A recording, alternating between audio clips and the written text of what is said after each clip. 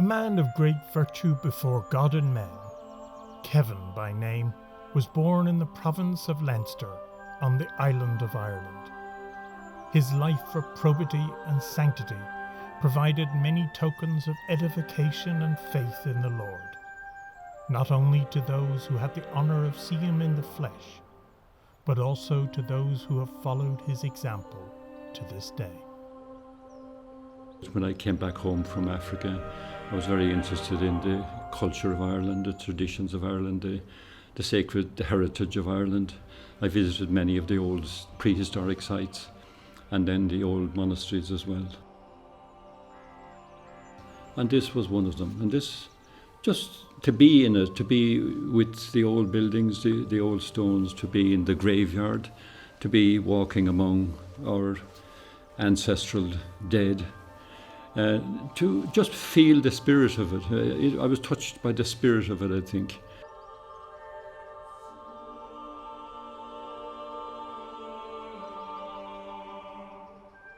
A legend comes down to us from over 1400 years ago and centres around a local hermit called Kevin, who hid himself away for many a year in a cliff-faced cave called St. Kevin's Bed, surviving on wild food around him in the valley of Glendalough, the Glen of the Two Lakes.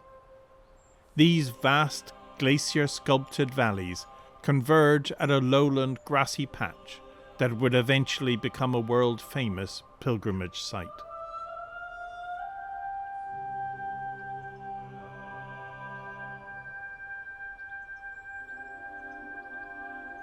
An angel promised Kevin that is, if he would leave the cell and move to the lower valley, that a great civitas shall spring up, and a ministry of thy monks shall be so perfect that none of them, buried under this soil, shall endure the pains of hell.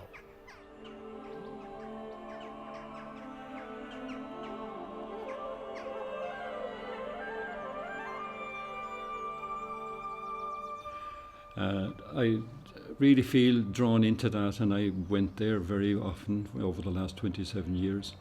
There is a great spirit there. There's the spirit of solitude, the spirit of maybe being alone, the spirit of being able to be yourself.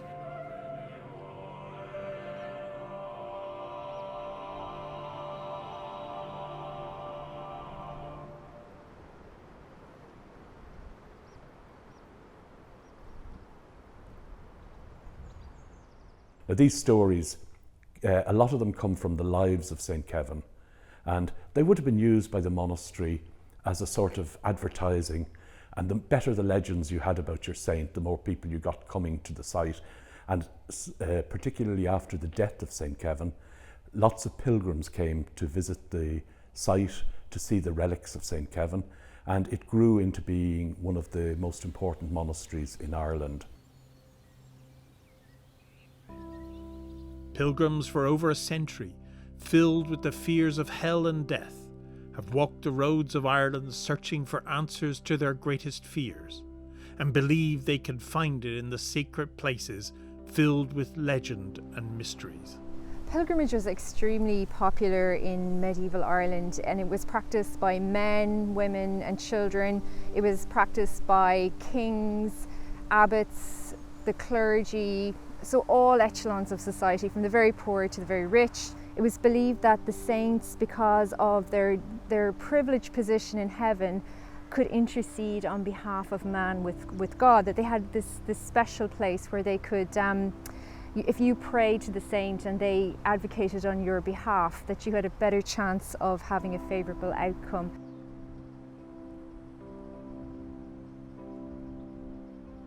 The pilgrimage in Glendalough was very important, and it was said that the pilgrimage in Glendalough, 7 visits to Glendalough, was equal to 1 visit to Rome.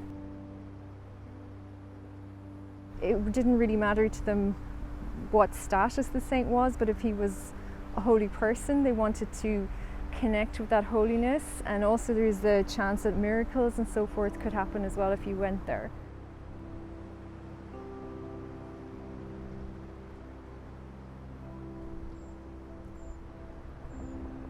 You'd have people coming here for hundreds of years coming down the St. Kevin's Way across from Hollywood and down into Glendalough. So I think people even in centuries past recognise this is a sacred place, a holy place, and they want to come here. After the initial popularity of the site for pilgrims, the texts seem to suggest a dark age of abandonment from around the 12th century until it was rediscovered in the late 18th century, a premise that Graham would dispute. Well, that's the classic story of Glendalough has the Glendalough basically falls victim to the rise to prominence of the Diocese of Dublin, and Glendalough then fades away. So it's described, I forget exactly which year, but it's described as being basically a wasteland, a den of thieves overall. And that's actually, so the historical sources, which all obviously have their own agendas, they're presenting a particular story. But one of the things we've been able to show with the archaeology is that although the activity here changes character and probably does decline, it doesn't waste away to absolutely nothing. Glendalough was rediscovered by people with an interest in archaeology, and they would have come here and they would have written about it. And you had very famous people came here, like we had the poet William Wordsworth came to Glendalough. We had Oscar Wilde's father. Lots of famous people came here, including the Prince of Wales, who went on to be the King of England in 1901. The tourism aspect of Glendalough took off really in the 20th century.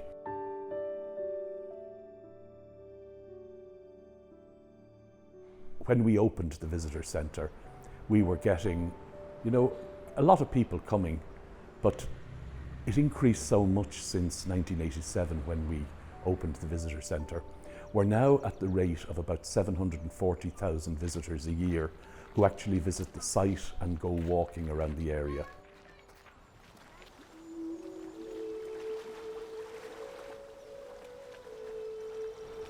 The area around Glendalough is now part of a vast natural park that preserves its fauna and flora for an urban and distant nation.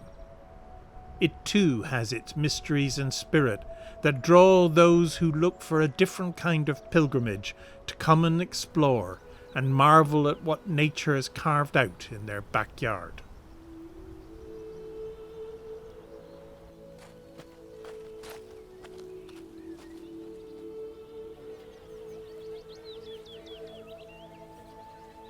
Glendalough is such a phenomenal place, just in terms of its beauty and its grandeur, really, from its from the geological processes that formed it. It's just such an amazing place that it slowly kind of unravels its beauty to you, and you start to look at it in different ways. You look at it in terms of ecology, geology, you look at it in terms of man's influence on it and our present day use of it. So it's so multi-layered and so beautiful.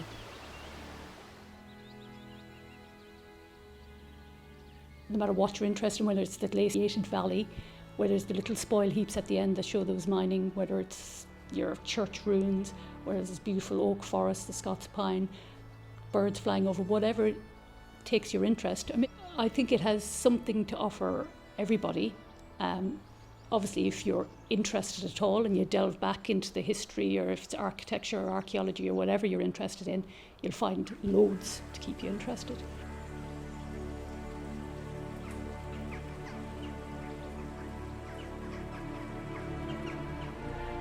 I think we have now become a very materialistic culture, and the past in many ways doesn't matter. We're inclined to dismiss the past and not to appreciate it, to appreciate that it's part of our story.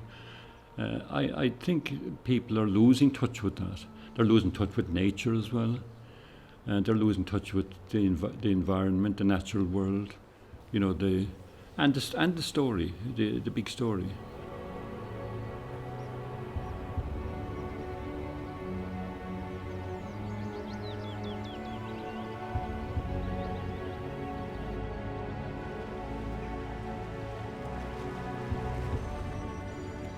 It's a thin place here, that it's kind of, it's almost like you're near the eternal in some way, like we have the known and the unknown coming very close together. it's difficult to experience that now in the height of the summer here with so many visitors. I certainly agree. But when people come and they say that to us, I say, but just go higher.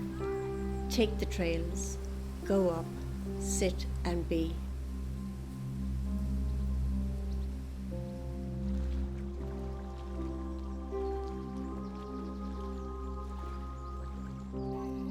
A lot of Australian people that I would have contact with, very often, they email back and say, "Oh, how are you? How are things?" And they say, I still have great memories of visiting Glendalough, and it's a really special place.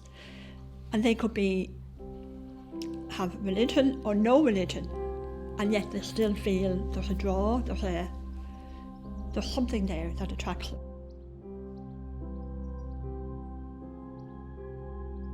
Other people who come and they stand in the cathedral and they say you can feel the energy of the valley crossing here in the cathedral, and you get, unusual things, let's say.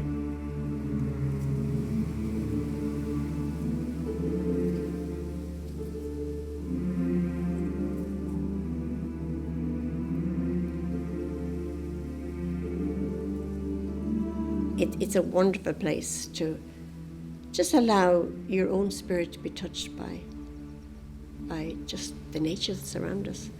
And if that's not God or something special, what is?